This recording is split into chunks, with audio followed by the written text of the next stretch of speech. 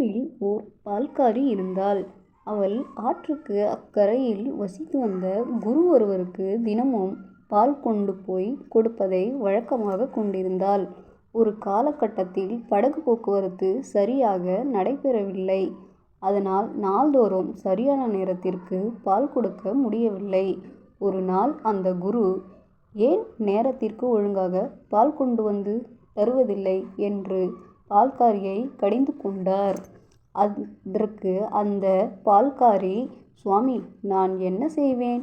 தினமும் அதிகாலையில்தான் வீட்டை விட்டு கிளம்புகிறேன். ஆனால் நதிக்கரைக்கு வந்த பிறகு நீண்ட நேரம் இந்த ஓடக்காரனுக்காக காத்திருக்க வேண்டியிருக்கு என்று பதில் சொன்னாள். அதை கேட்ட அந்த குரு, ஏ பெண்ணே, பகவானுடைய நாமத்தை உச்சரிப்பதால் மக்கள் பிறவியாகிய பெருங்கடலையே தாண்டி கடந்து விடுகிறார்கள். உன்னால் இந்த சிறிய ஆற்றை கடக்க முடியவில்லையா என்று கேட்டார்.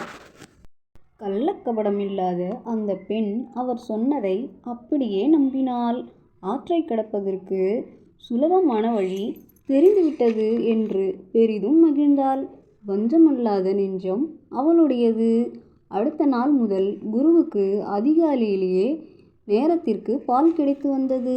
ஒரு நாள் அவர் பால்காரியிடம், நீ முன்பு போல இப்போதெல்லாம் தாமதமாக வருவதில்லையே, உன்னால் எப்படி உரிய நேரத்தில் பால் கொண்டு வர முடிகிறது என்று கேட்டார்.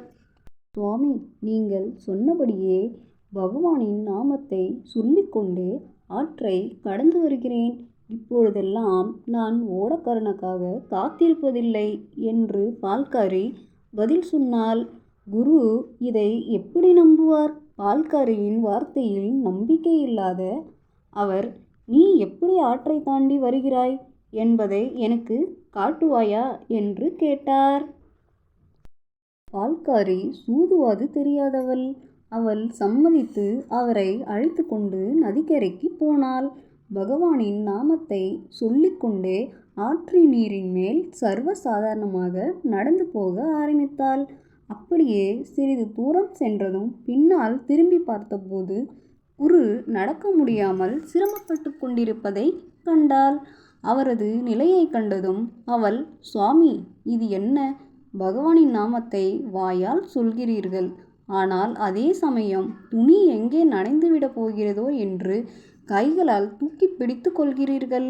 தங்களுக்கு பகவானிடத்தில் பரிபூரண நம்பிக்கை இல்லையா என்று கேட்டாள். நாம் பகவானிடத்தில் வைக்கும் தீவிரமான நம்பிக்கையும் பரிபூரண சரணாகதியும் எல்லா அற்புத செயல்களுக்கும் காரணமாக அமைகின்றன.